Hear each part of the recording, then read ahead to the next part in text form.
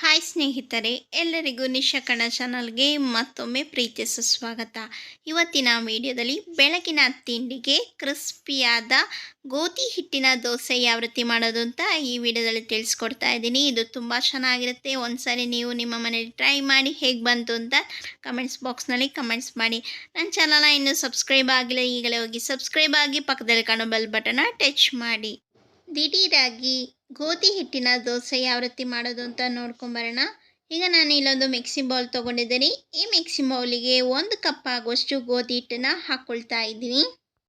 Mixie ಬೌಲ್ಗೆ ಗೋಧಿ ಹಿಟ್ಟು ಹಾಕಿದ ನಂತರ ಈಗ ನಾನು 1 ಟೀ ಸ್ಪೂನ್ ಆಗುವಷ್ಟು ಚಿಲ್ಲಿ ಫ್ಲೇಕ್ಸ್ ತೊಗೊಂಡಿದ್ದೀನಿ. ನಂತರ ಅರ್ಧ ಟೀ ಸ್ಪೂನ್ ಆಗುವಷ್ಟು ಜೀರಿಗೆ ಕಾಳನ್ನು ಈ ಮಿಕ್ಸಿ ಬೌಲ್ಗೆ ಸೇರಿಸ್ಕೊಳ್ತಾ ಇದ್ದೀನಿ. ಇದೇ ಮಿಕ್ಸಿಂಗ್ ಬೌಲಿಗೆ 1 ಟೇಬಲ್ ಸ್ಪೂನ್ ಆಗುವಷ್ಟು ಕೊತ್ತಂಬರಿ ಸೊಪ್ಪು ಚಿಕ್ಕದಾಗಿ ಕಟ್ ಮಾಡಿರೋದು ಸೇರಿಸ್ಕೊಳ್ತಾ ಇದ್ದೀನಿ. ಇದಕ್ಕೆ 1 ಟೀ ಸ್ಪೂನ್ ಆಗುವಷ್ಟು ಸಕ್ಕರೆ, ನಂತರ ರುಚಿಗೆ ತಕ್ಕಷ್ಟು ಉಪ್ಪನ್ನು ಸೇರಿಸ್ಕೊಳ್ತಾ ಇದ್ದೀನಿ. ನೀವು ಬೇಕಾದರೆ ಸಕ್ಕರೆನ ಸೇರಿಸ್ಕೊಳ್ಬೋದು, ಇಲ್ಲದಿದ್ದರೆ ಸ್ಕಿಪ್ ಮಾಡ್ಬೋದು. ಈಗ ನಾವು ಒಂದ್ಸರಿ ಚೆನ್ನಾಗಿ ಮಿಕ್ಸ್ ಮಾಡ್ಕೊಳ್ಳೋಣ.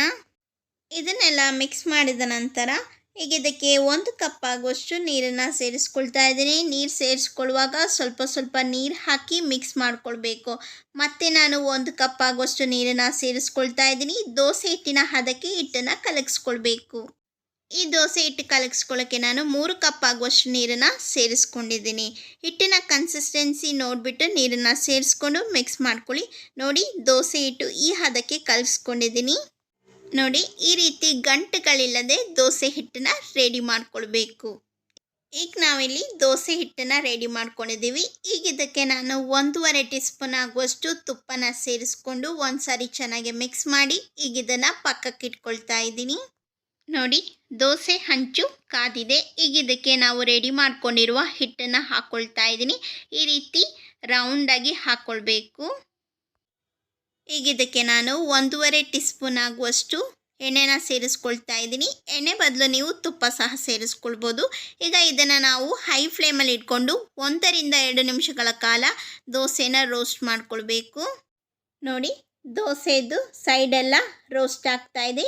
ಈಗ ನಾನು ಲೋ ಟು ಮೀಡಿಯಮ್ ಫ್ಲೇಮಲ್ಲಿ ಇಟ್ಕೊಂಡು 5 ರಿಂದ 6 ನಿಮಿಷಗಳ ಕಾಲ ದೋಸೆನ ರೋಸ್ಟ್ ಮಾಡ್ಕೊಳ್ತಾ ಇದ್ದೀನಿ.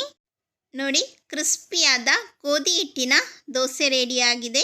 ಈಗ ಇದನ್ನು ತವಾದ ಮೇಲಿಂದ ತೆಗಿತಾ ಇದ್ದೀನಿ. ನೋಡಿ, ನಿಧಾನವಾಗಿ ತೆಗಿಬೇಕು, ಎಲ್ಲೂ ಕಟ್ಟಾಗಬಾರ್ದು.